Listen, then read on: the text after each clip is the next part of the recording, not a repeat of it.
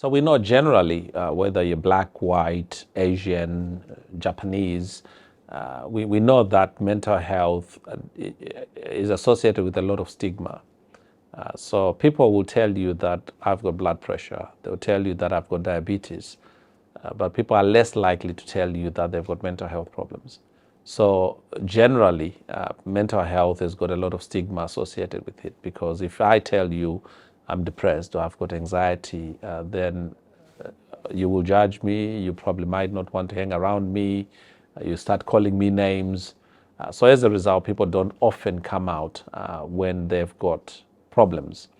And what we know about mental health, as well as most health issues, is the earliest you come out, the better it is, because then you can be supported. There's lots that can be done, and they tend to be cheaper and less painful the earlier people come out. So we know that that's generally the case for everyone.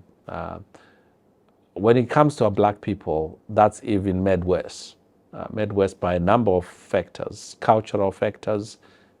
I come from Zimbabwe. In Zimbabwe, we don't have a word for anxiety. We don't have a word for depression. The word that we have is just so extreme of mental health. So it's either you're fine or you're at the extreme end. There's nothing in between. So as a result, people will not come forward because there is nothing that they can use within their culture to describe how they're feeling. You are often told, oh, don't be weak. Pull yourself together. Get yourself sorted. And so as a result, people will hide those things.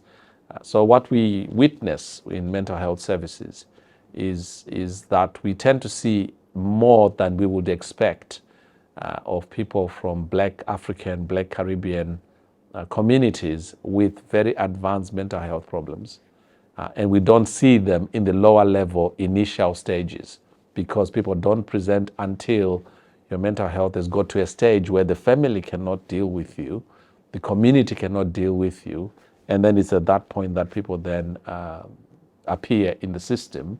And we know that the later you present, the worse it is for your outcomes and the more disruptive it is for you. So it's more, one of the things I'm really passionate about is how do we raise awareness on mental health? How do we recognize that we all have mental health?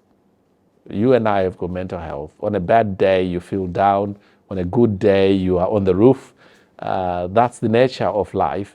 And sadly, for some people, they sink so low that they cannot get back to normalcy. So how do we as a community provide that support for people so that people can recognize that mental health is a big component of being healthy?